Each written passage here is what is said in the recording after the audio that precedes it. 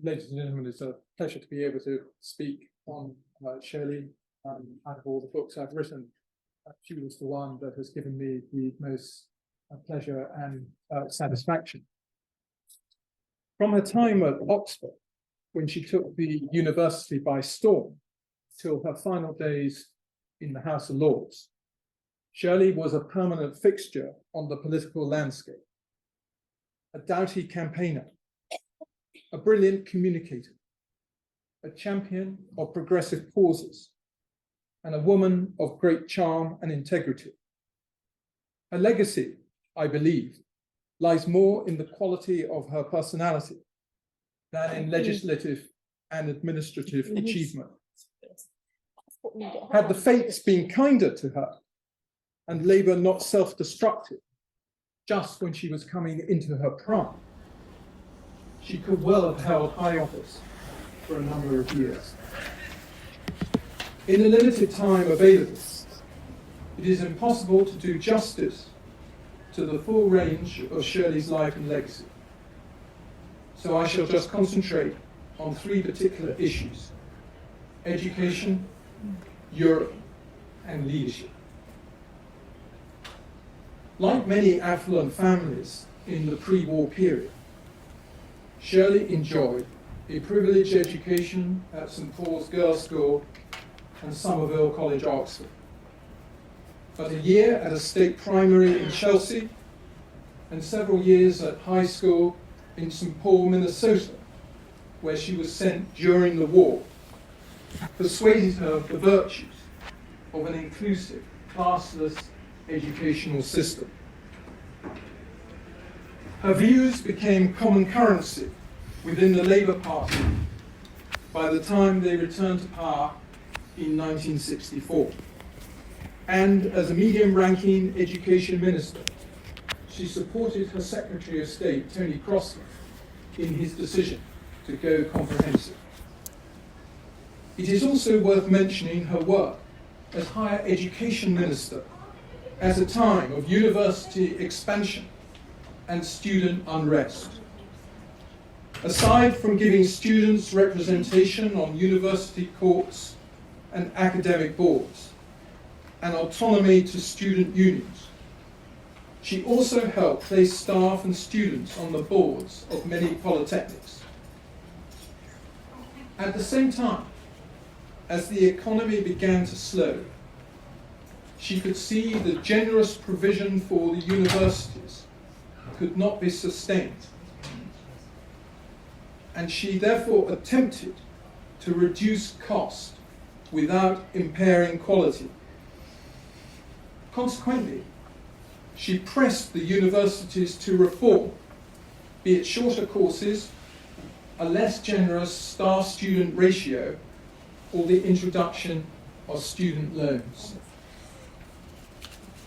These recommendations, later known as the 13 points, were much discussed within the world of higher education and overwhelmingly rejected in the name of university autonomy and academic excellence.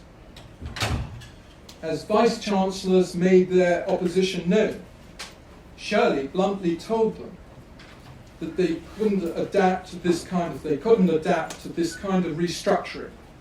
They would eventually find themselves short of funds. A prediction that came all too true during the 1980s. When finally appointed Education Secretary in September 1976, Shirley faced a growing crisis of confidence in state education, as right-wing academics and newspapers lambasted the government over falling standards in comprehensives and advocated a return to more traditional values. The situation concerned the new Prime Minister, Jim Callaghan, enough to launch his great educational debate at Ruskin College, Oxford. And he left it to Shirley to put into practice a national curriculum, a new 16+ exam, and better vocational opportunities for all. Her procrastination while she consulted all and sundry, frustrated Callaghan. And when her green paper appeared 6 months later than anticipated, Number 10 found it sparse and complacent in tone. And although improvements were made, nothing of substance had been implemented by the time Labour left office in 1979. Easily her most important educational legacy was her campaign against the grammar schools. By 1974, 60% of schools had gone comprehensive, and the 1976 Education Act required local authorities to complete reorganisation, which prompted a robust response from the grammar school lobby. And for the next 3 years, Shirley was engaged in a war of attrition against rebellious conservative authorities who resisted compliance. By 1979, some 400 grammar schools remained, and for better or for worse, this was Shirley's greatest significance from her time in government. To her supporters, she'd helped create a fair education system that had provided greater opportunities to the majority, while to her opponents, the abolition of grammar schools had eroded academic standards, particularly at the top of the ability range. According to the renowned historian Robert Skidelsky, one matter of unintentional consequence of the demise of the direct grant schools and the grammar schools was the boost it gave to the independent sector at a time when many of its schools were struggling. Like many intellectuals in the Labour Party who entered Parliament in 1964 and 1966, Shirley had always been a passionate European, both on economic and political grounds. Wages, pensions, and paid holidays were higher in the common market, she argued, and that Britain, then a country of 50 million, would wield little influence alone in a world dominated by great powers. The issue of Europe had divided the Labour Party from earliest times, and although Harold Wilson's application to join the common market in 1967 had generated relatively little controversy, Labour's return to opposition in 1970 coincided with a growing anti-European sentiment, partly because the party saw it as a stick with which to beat the unpopular Heath government. With Wilson and the NEC committed to opposing the Conservative government's application to join Europe, it took considerable courage from Shirley and 68 other Labour MPs to defy the whip and vote with the government in October 1971. Her local party in Stevenage reprimanded her, and in a moment of despair, she contemplated retiring from Parliament. By the time Labour returned to office in 1974, they'd come up with the idea of a referendum to help paper over the cracks on Europe. And when Wilson suspended collective cabinet responsibility in regard to the referendum in June 1975, Shirley played a leading part in the Yes campaign, arguing that Europe not only provided a vital market for British exports, its higher standard of living and welfare justified continued British membership. The fact that Britain voted 2-1 to stay in Europe undoubtedly owed something to her voice and that of other Labour pro-Europeans. And thereafter, she remained fully committed to the European ideal, as firstly the Labour Party in the early 1980s, and then the British people some 30 years later fell out of love with it. It goes without saying that Shirley was blessed with an abundance of talent that suggested true leadership material with a strong cross-party appeal. From Oxford onwards, pundits predicted her a glowing future, not least as Britain's first woman Prime Minister. Yet, when opportunities came her way in 1976, the Labour deputy leadership against Michael Foot, and in 1982, the SDP leadership, she half-heartedly entered the first contest and refused to stand in the second. Perhaps she understood her personality better than others, because Shirley, I believe, for all her great qualities, wasn't cut out for leadership. Why? I would suggest three particular reasons. Firstly, there was her rather disorganized lifestyle, reflected in her untidy appearance and her lack of punctuality, which I'm sure everybody here might have encountered at some stage or another. Secondly, she disliked responsibility in that it restricted her freedom and independence. And as a prominent public figure, she loathed the extensive media intrusion into her personal life. And thirdly, and perhaps most important, her lack of confidence in the less forgiving side of political leadership, be it in ousting rivals, disciplining colleagues, or taking unpopular decisions. At no stage did she court elements of the press, build up a close-knit body of supporters, or preside over a sophisticated private office. In a very narrow sense, Shirley was a bad politician, remarked her friend David Markman, because she didn't know how strong she was. Extraordinarily effective when impassioned, such as her tirade against the far left at the Labour conference in 1980. Her undoing lay in her failure to gamble. Markman's analysis was shared by another good friend of hers, David Alton, who felt she lacked the killer instinct. While according to her close friend Bill Rogers, she was a brilliant performer, but taking charge and managing a team and taking a risk and being unpopular was another matter. I have incidentally left out any analysis on Shirley's contribution to third-party politics, so as not to trespass on Lord McNally's domain.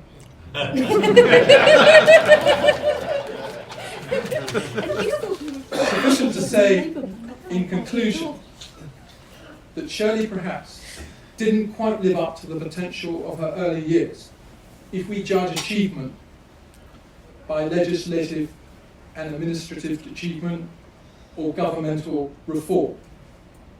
But that does not detract from her brilliance as a campaigner, orator, constituency MP, member of the House of Lords, media performer, and teacher of politics, especially at Harvard University. To my mind, her significance lay not only as an exemplar for public service and integrity, but also as a pioneering female politician who helped give women a voice they previously lacked and inspire many to become public figures in their own right. And that, I suggest, ladies and gentlemen, is no mean epitaph. Thank you.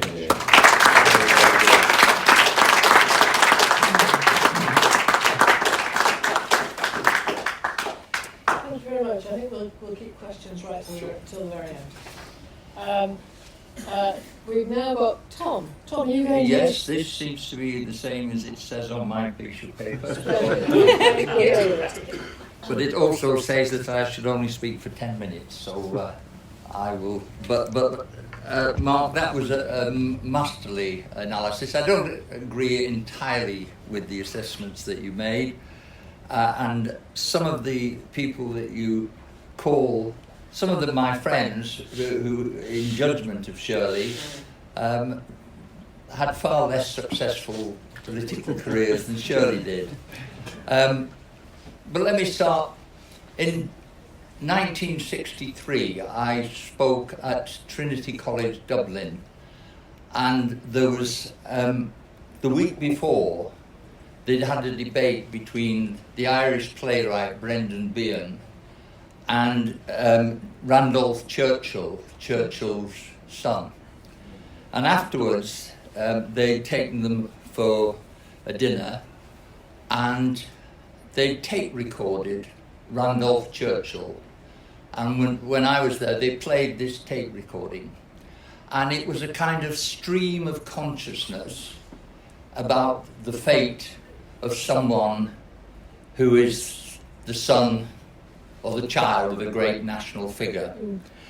And I do think that one of the factors about Shirley in terms of her ambitions and her judgment is that her mother, the fame of her mother, cast a long shadow over her. She always felt that she was working in her mother's shadow, in a way. And I think some of that. The other thing is, my old mentor, Jim Callaghan, called his autobiography Time and Chance.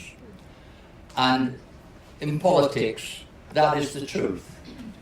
That you can spend 14 years in cabinet, or you can spend, how long did Liz Truss last? But it is, you are affected by so many external factors that judgment is partly luck, partly good work, intellect, strength. And Shirley was no doubt, well I first came across her in the mid-60s when she'd come in with that 1960s intake, and was from the start, she'd been General Secretary of the Fabian Society. My first job out of politics was Assistant General Secretary of the Fabian Society. And I knew Shirley through most of her career in the 70s. Yeah, I think the battle for comprehensive education, there is still a judgment that, somehow we lost this wonderful education system. One small factor, it is true that Mrs. Thatcher actually closed more grammar schools than Shirley Williams. I don't say that any pride, I wish it had been Shirley Williams. But the battle about our education over the 70s, 80s, 90s was as ideological a battle as we've ever fought. People forget now about the famous Black Paper, which was produced by the Tory right, which set out a programme to undermine an education system which at that time educated well over 90% of our children, and had produced a great success in many areas, and certainly the kind of sclerosis in our mobility that has come of late doesn't show that strengthening the private sector is anything to be admired at. The other thing was, and I will not tread on toes, Europe. Shirley was brave with the famous 69, although I think sometimes, again, as we are now positioned to look a broader sweep of history, leading any political party at that time and since on Europe has been very perilous indeed. If you pardon the profanity, as it were, Harold Wilson once said, "I waded through shit to keep the Labour Party together."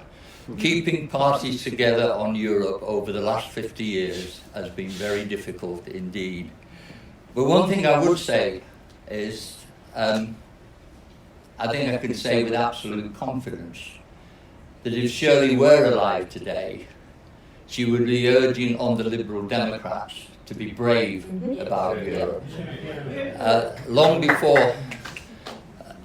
before I found myself in bed with the Liberals, and I still consider myself a Social Democrat, and I still consider Shirley a Social Democrat. But long before that, it was clear to me that we had to make Europe work. And one of the things that sticks in my mind, right at the end of the disastrous 2016 campaign, was Shirley ringing me up. She was organising a meeting in Birmingham in the last stages of the campaign, and she managed to get George Robertson to come and occupy the Labour seat on the pro-Europe side. And she was a fighter to the end on Europe. A thing that will stay in my mind of Shirley was the last great Europe march down Whitehall. And it must have taken nearly 2 hours to get down Whitehall. And part of the explanation of timekeeping was this. You couldn't move for people coming across and Shirley saying, Shirley, you changed my life. Shirley, you were the person that brought me into politics. It was an amazing experience.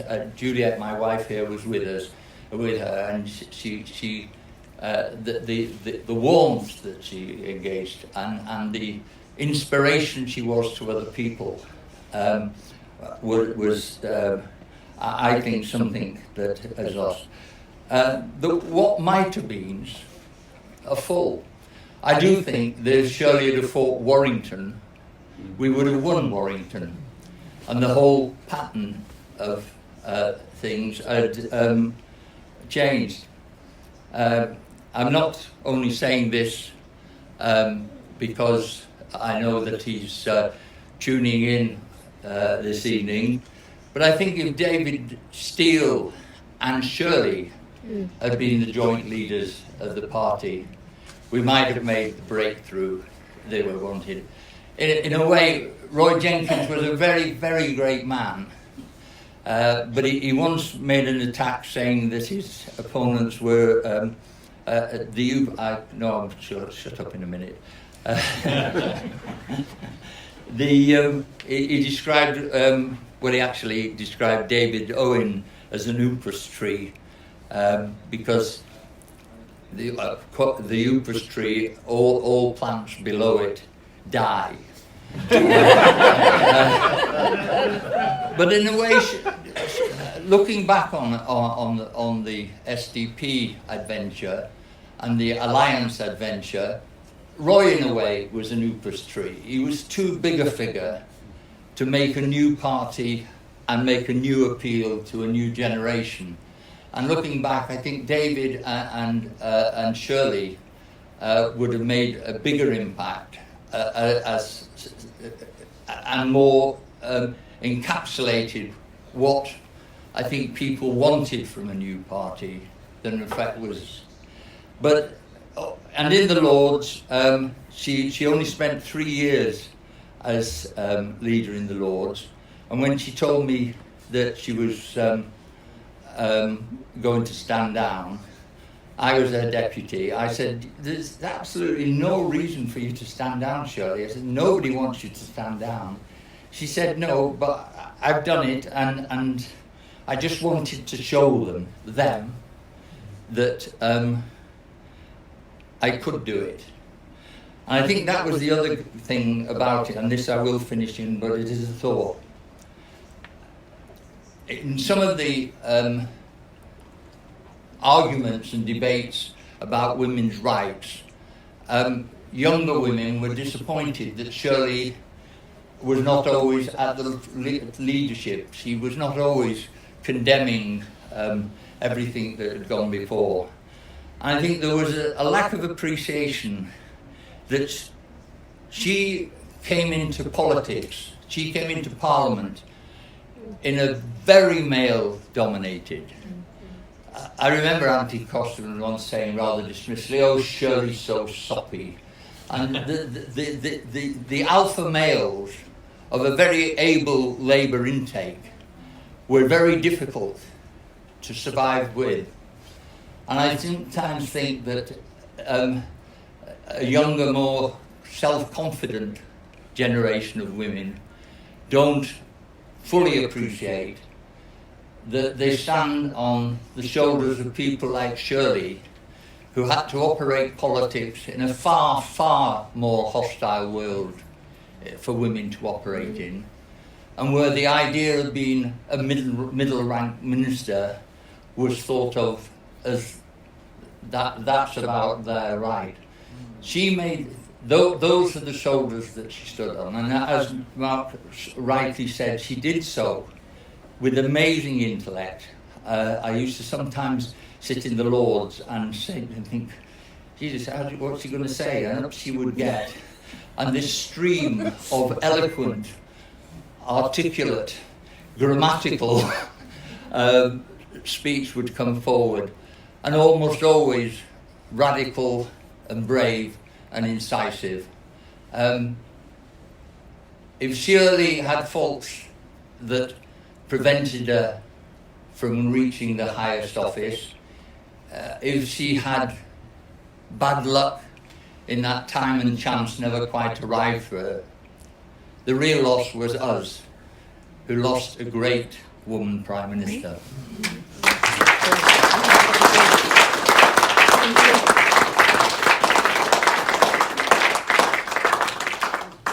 Thank you very much, Tom. Julie. Thank you. When I agreed to speak at this meeting, it wasn't actually going to be this meeting. It was some meeting about 3 years ago when we would have had a prior conference. And I was going to be the substitute for Dick Newby. And I assumed that I was going to be able to talk in anecdotes about how I knew Shirley, and maybe that I am one of those women who stood on her shoulders. This time I was suddenly told that I'm supposed to be talking about Shirley and foreign policy. When I realised that, I thought I better go away and do a bit of homework. But before I go on to the bit of homework that I've done, so that I can do what I was told to do, because as a good student of politics, somebody who, like Shirley, and because of Shirley, read PPE at Oxford, but somebody who was educated at a private school in Crosby because of Shirley, then I thought maybe a little bit of anecdotage might be appropriate. Because I probably wouldn't be in politics if it hadn't been for Shirley Williams.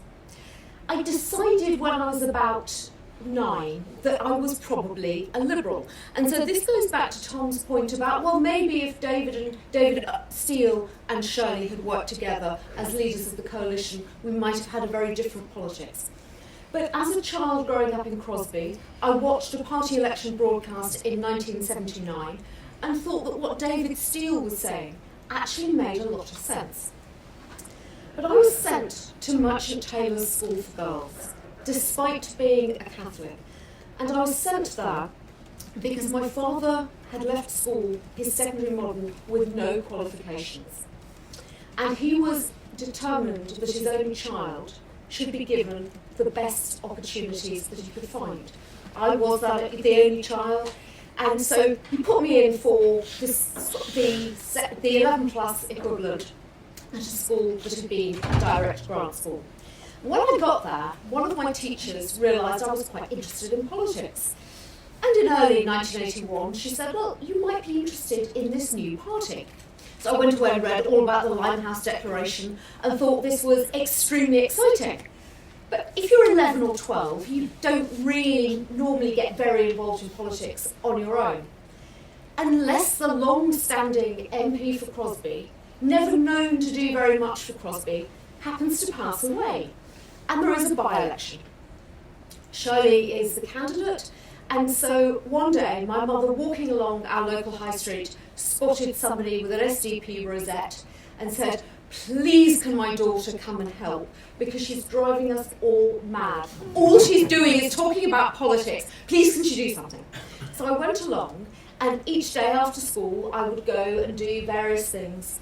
Cutting and pasting, in those days when some of you will remember, cutting and pasting meant that you had the electoral register and you literally cut it with a pair of scissors and you glued the bits of the electoral register onto your canvas cards. And that was the sort of thing I was allowed to do.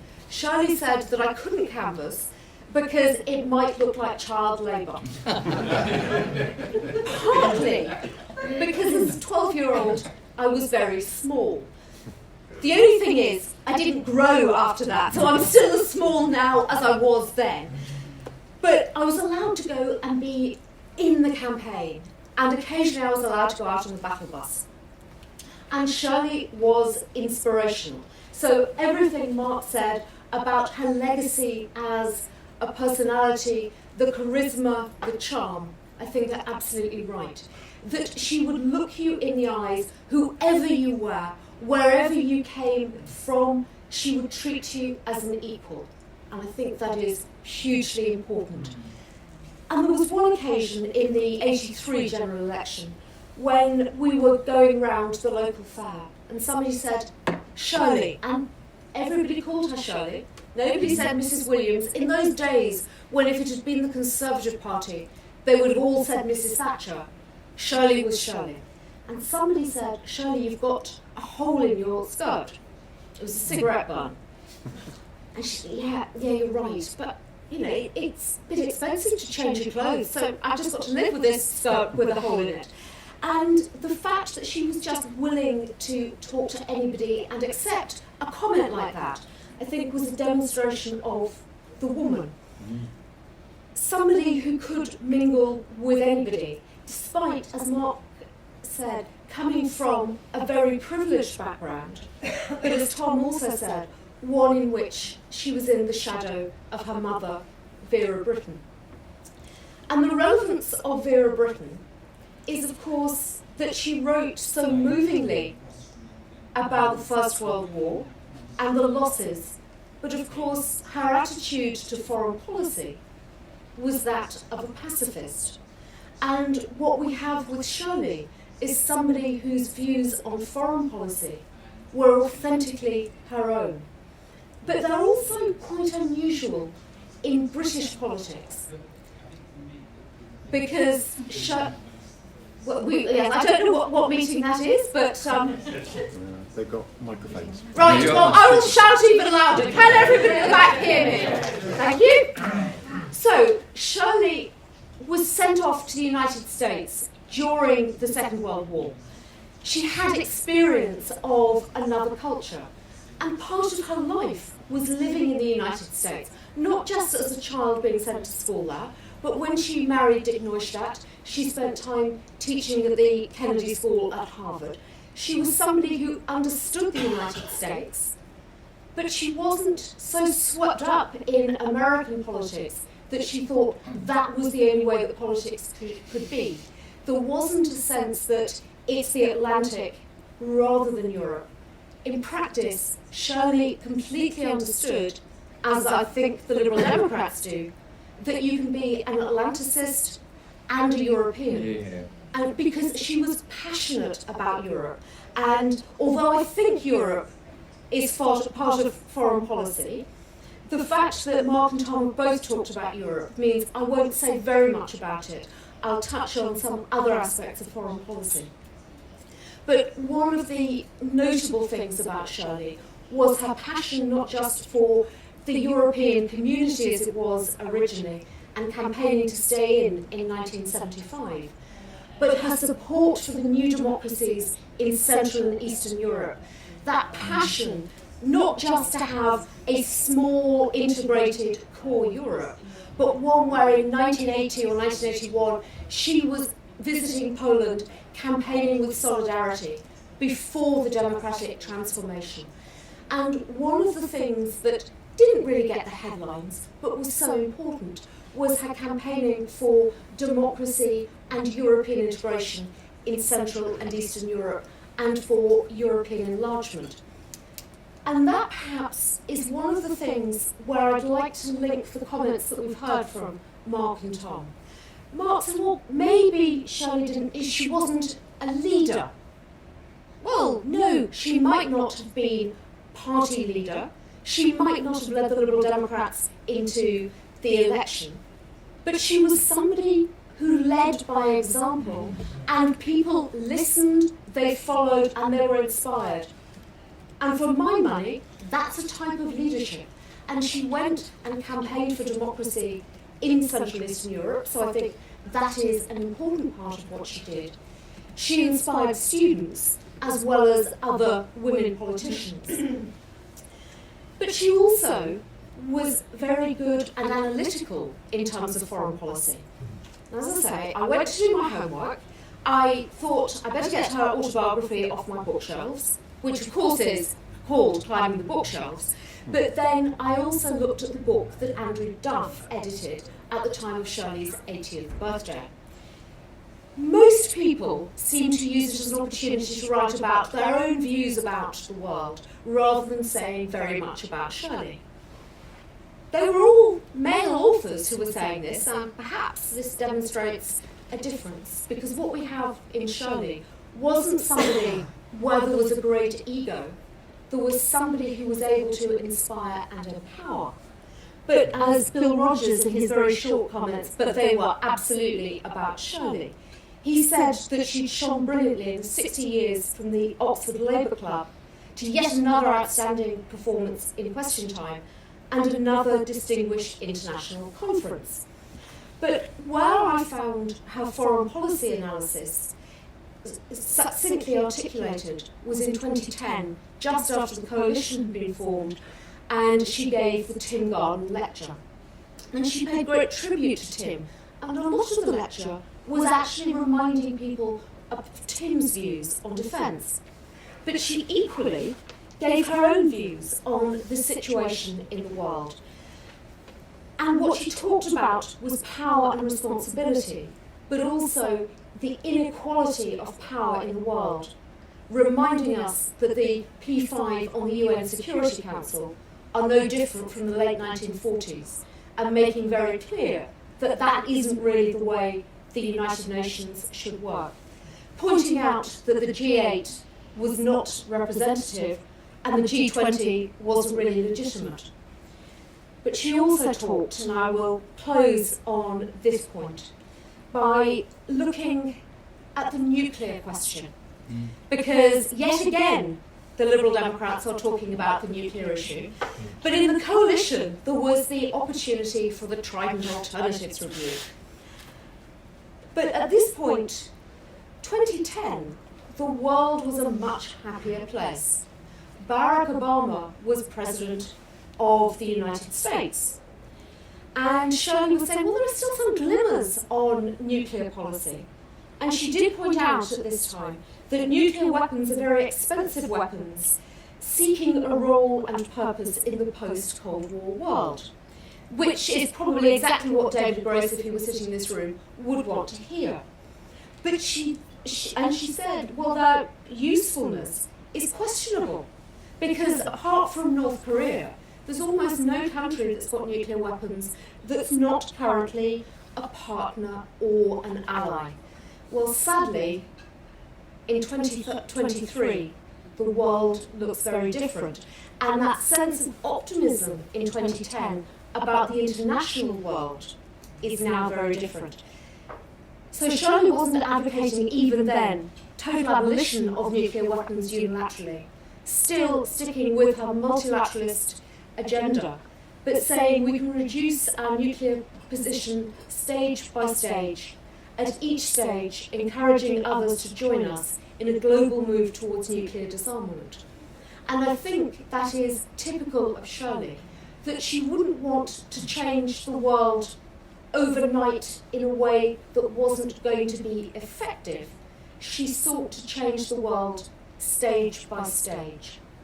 And just to explain why I felt the need to say that I'd been to a private school in Crosby, because at the party to celebrate the victory of the by-election, not the night of the result, but sometime later, I went and talked to Shirley about some issue, possibly of foreign policy. And she thought that's a very intelligent question. And I said, yeah, well, maybe it's because of the school I go to. And she didn't try to put me down.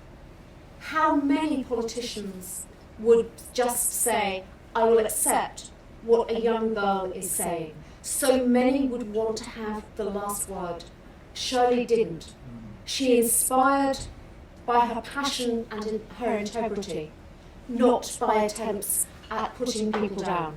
And I think that is a pretty important legacy.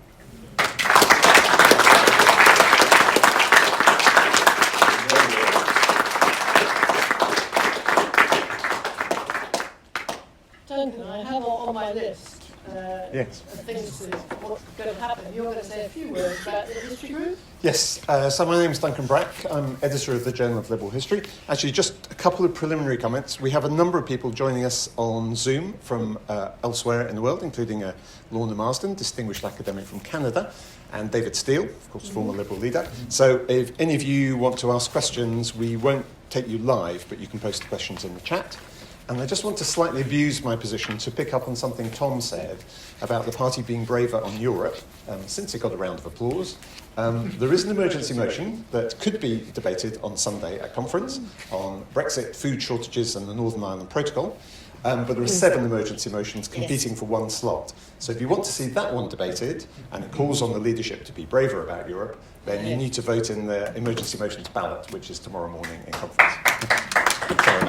Now, the reason I'm really here is to tell you about the Liberal Democrat History Group. For those of you who aren't already members, we were founded when this party was founded 35 years and about 2 weeks ago, I think, to encourage understanding and discussion and research of where we came from, our Liberal and SDP heritage. And we do this in 4 main ways. First of all, we publish the Journal of Liberal History. This is the latest issue. It's a quarterly.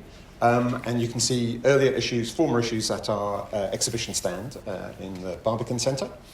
And it includes articles and book reviews and biographies and reports of meetings like this. We organise meetings. We'll have a fringe meeting at Liberal Democrat Conference in the autumn. Our next meeting in London in the summer in the National Liberal Club will be looking at Vernon Bogdanor's new book, The Strange Survival. Was it Strange Survival? Of Liberal Britain, about liberal politics before the First World War and the kind of heyday of Edwardian liberalism. And we'll have Vernon speaking to us and another speaker as well. And then we'll have further meetings. We publish a range of books and booklets, including a concise history of the party, if you want to start from scratch. And again, they're all on our exhibition stand. And we maintain a website at liberalhistory.org.uk. It's on the banner for students of liberal history. So do come and talk to us at the exhibition stand. If you'd like to help us run what we do, we think we do quite a lot with a relatively small number of people, then do feel free to volunteer, because we're always looking for new people. And you can subscribe there. Annual subscription is only £25 or £15 unwaged. Yeah, thanks very much. Good.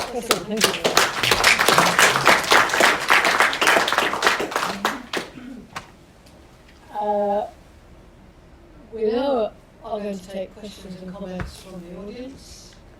Got hands starting to go up in front. So, lady in my name's Shirley, I'm from Haringey. My recollection of Shirley is her transformation of education. And I was, a 70s child of the comprehensive system, and there was a lot of arguments from places like Barnet, they like their grammar schools, and I was in Haringey, and they developed flagship comprehensives. So they were raggedy comprehensives at that time. Now they are the most sought after schools in the country. And, because when I was there, they were developing 6 forms. Most people were leaving school at 16 and they were developing their 6 forms. Yeah. And now, 50% of the population go to universities. So that's her legacy.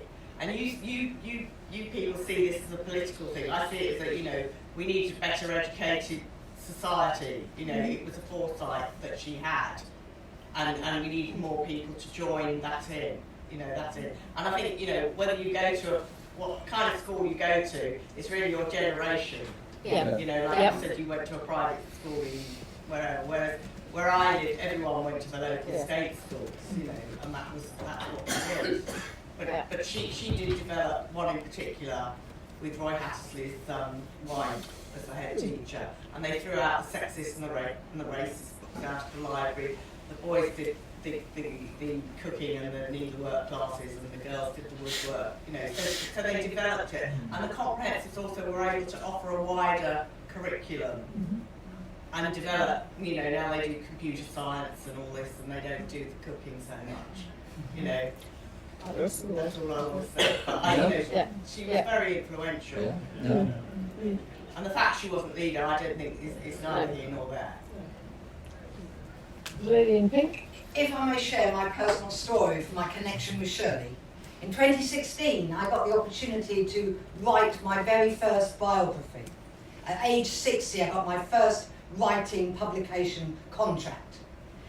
And as I was speaking to my Kindertransport German man in his 80s in Norwich, where I come from, over some years, he mentioned that in 1955 he'd been sent by the Labour Party down to Harwich to help out this young woman called Shirley try and fight her first ever by-election. And he did, and they worked together, knocking on doors, putting through paper through letterboxes, gathering meetings together. And I thought, I know who you mean, because as a Liberal Democrat, I've met Shirley twice at conferences. I wrote to her at the House of Lords, will you write my foreword? This modest woman said yes. She wrote my foreword. Her name is on the front of my first ever book. And just as a quick postscript, at the 2015 general election, Shirley was sent to Norwich to help us activists get gung-ho, get going. And I said to my colleagues, can I bring Joe Sterling in to meet her? They haven't met for over 50 years. Now, he's a well-known Labour supporter in the city. He was, he sadly died now. But they said, of course. So in he came, in she came, and the two of them stood in the corner talking about the past and their memories. She remembered him. And the press who were there that day turned away from us Liberal Democrats, and they went to these two elderly people who were sharing their memories, and that was the story that it was in the paper the following day. I got into trouble that day. But I didn't care because it was just joyous to see them there, and I'm always grateful to Shirley. The fact that her name is on the front of my book elevates it beyond my wildest dreams, and I had to be here tonight. Thank you. Any more from the floor? Yes. Alan Butt, Philip. One comment and one question. Comment, she had massive integrity. The word has occurred once or twice in the presentations, but a little bit sotto voce. She had such integrity, and she defended what she believed in through thick and thin, whether it's convenient or not. And that's one of the reasons she had such an influence on people. Question, could the panel say a little bit more about how she came to break away from the Labour Party and be one of the founders of the SDP? Because I guess it was a very tough call for her. I think, yes, it was. They say that, what is it?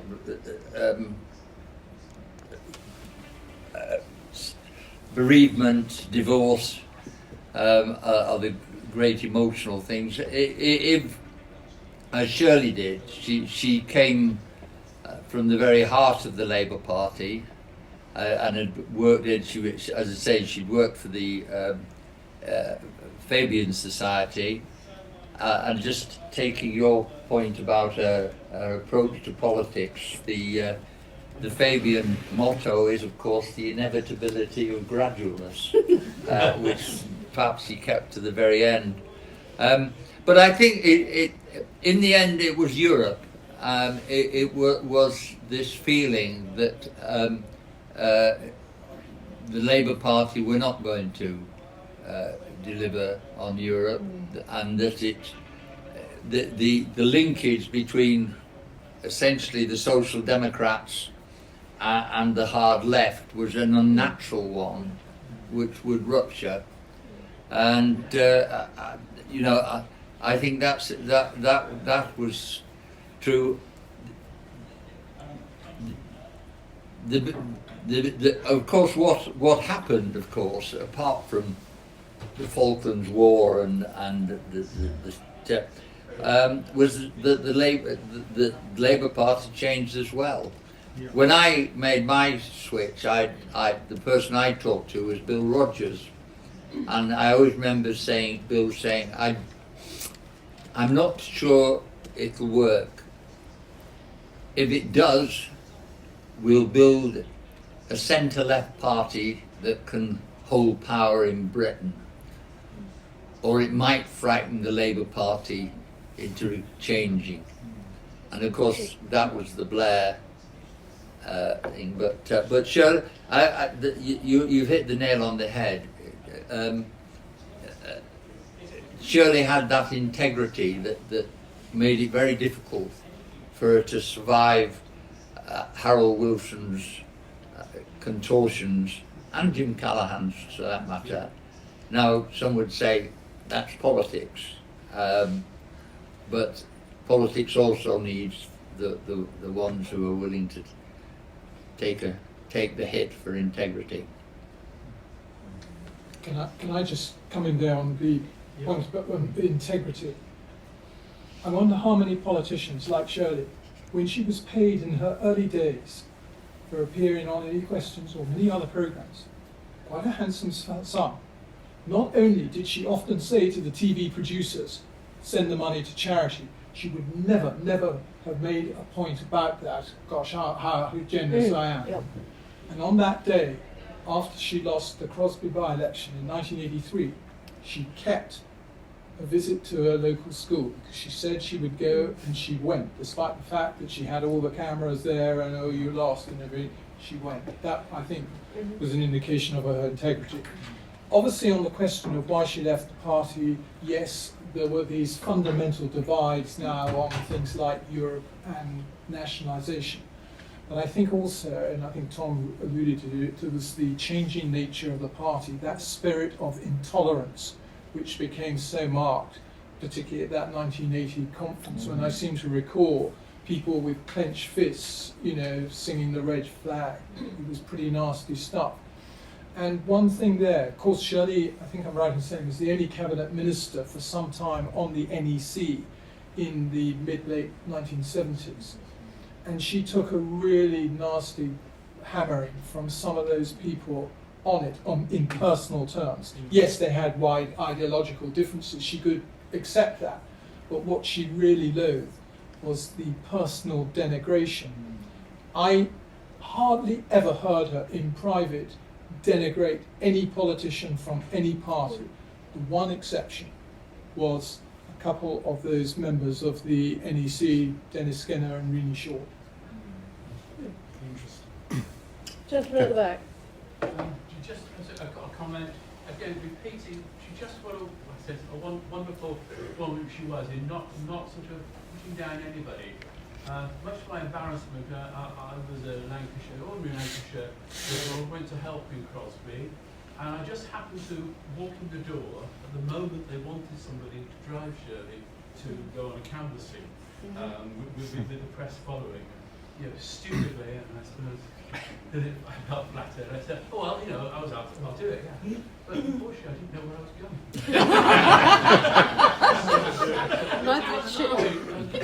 We had to stop the car, and Shirley got out, and she was just so wonderful with the press. She said, oh, we seem to have taken the wrong turn. We'll have to go back to something. And I thought, when she got back to the car, blimey, she's going to be so cross. But no, not at all.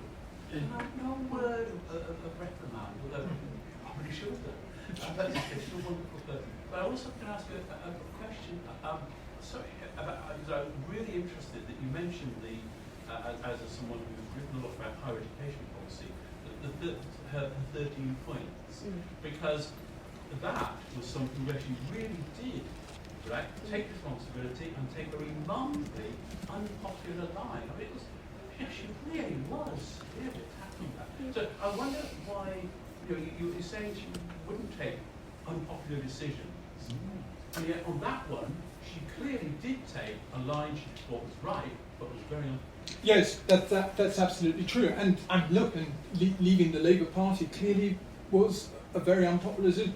I think it was as much the fact that she hated, as you were just saying, sort of reprimanding individuals. And of course, as a leader, you have to sack people and demote others and all the rest. And I think she would find that very difficult. I mean, she wrote, of course, in the end of her sort of memoir, that as a woman, she lacked that sort of confidence, and which was very understandable in that age when, as we were talking about, it was very, very much a male-dominated thing.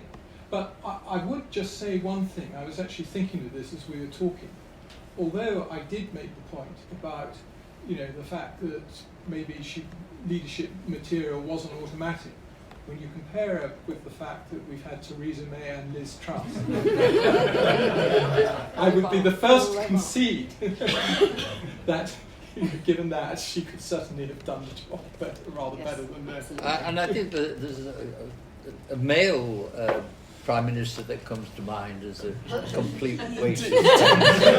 Yes. Yeah. Right. Any more? Yes. Two. One, two. Yep. Yeah. When Diana Wallis first stood for European elections, I think how many years ago it was now, but it's a long time ago when we first started electing the European Parliament. About 2 days before, we had a phone call from London to say that Shirley Williams could join us. She was on a train arriving in Darlington at 10 o'clock. And I thought, well, 11. I was wrong. She arrived at 10 o'clock. It was marvellous. And we took her around various places. We took her to Labour Marketplace because it was market day on Friday. We chatted to people in the market. And then somebody said, are you going to go to the auction mart?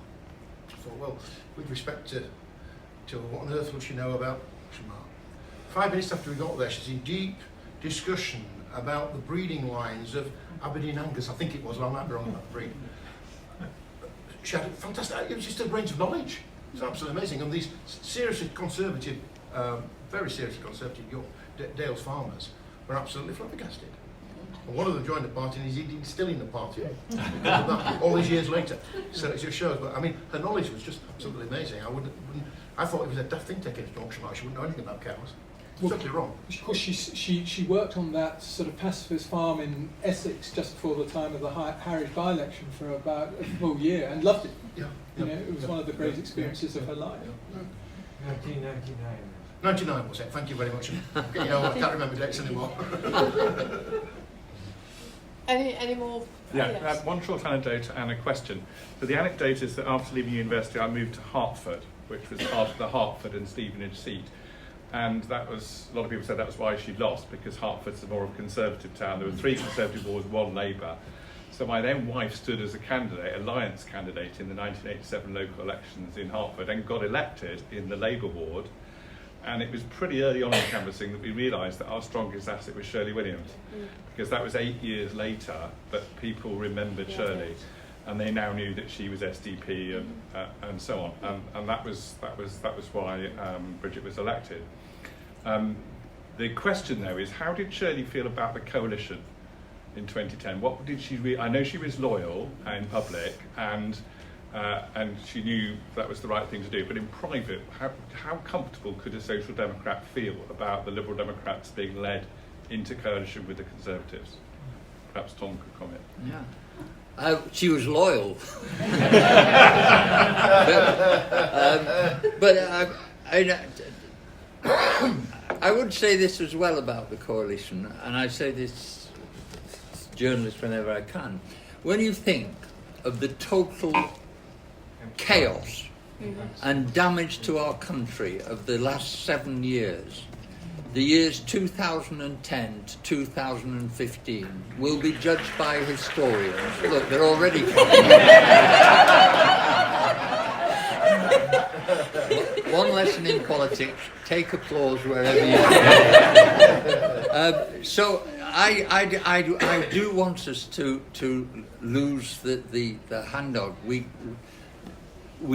took very difficult decisions, and it was tough times. And yes, I think Shirley was less enamoured.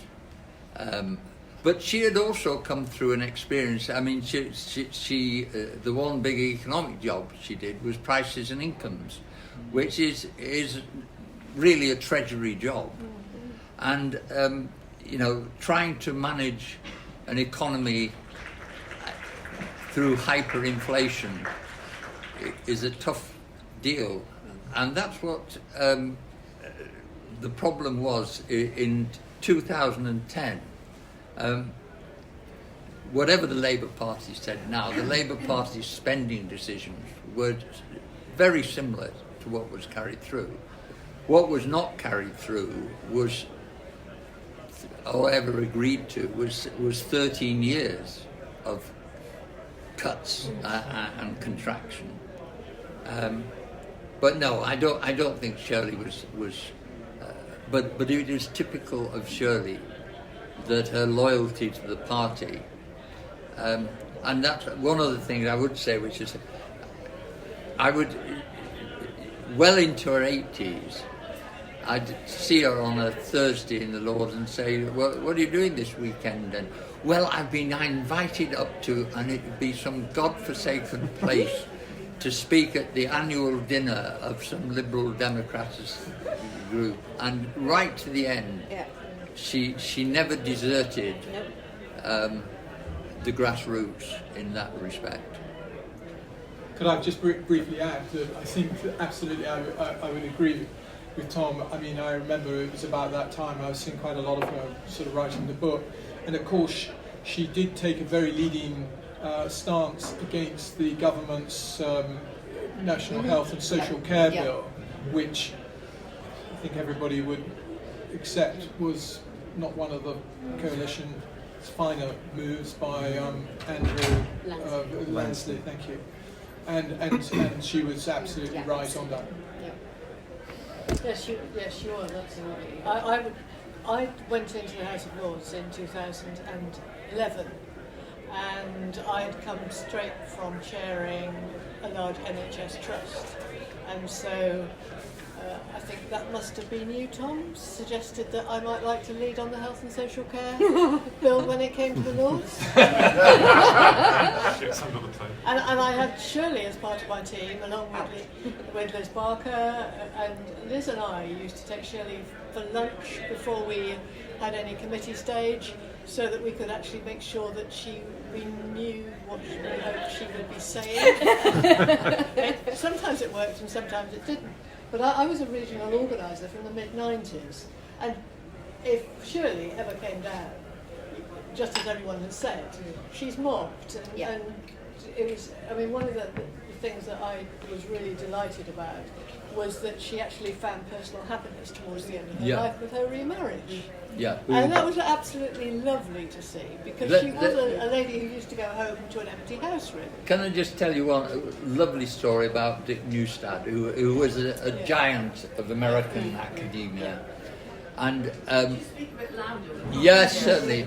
And one night there was some real late night sitting, and Shirley had been Shirley was leader, and I saw Dick in the lobby outside, and I said, Dick, I just want to know how much we appreciate the support that you're giving to Shirley, and how happy you're making her, and he said, and this is a man who'd been advisor to presidents, had written amazing books, and he said something that always stuck in my mind. He said, Tom, he said, I've completed my CV. I'd like to see her complete hers. And I just thought it was such a generous thought. And in a way, she did complete her CV, even if it wasn't with the great officers of state. They're getting angry outside, by the way. So with a fine disregard for what I was trying to get our online participants to do, David Steele would like to ask a question in person.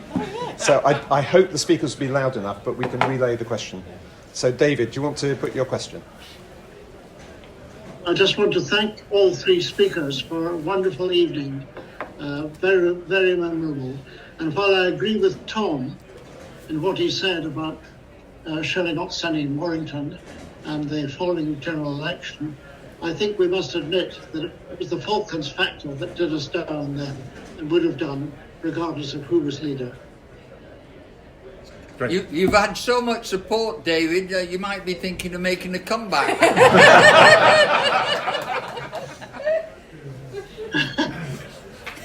Thank you, David. That was entirely audible. No, thank you. Thank you. I'm enjoying retirement in Scotland. Could you read what David said?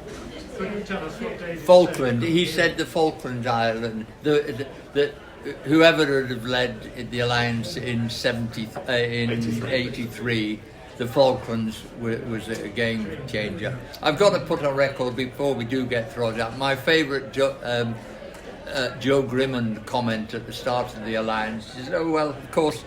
I've always considered David Steele a social democrat and Roy Jenkins an Asquithian liberal.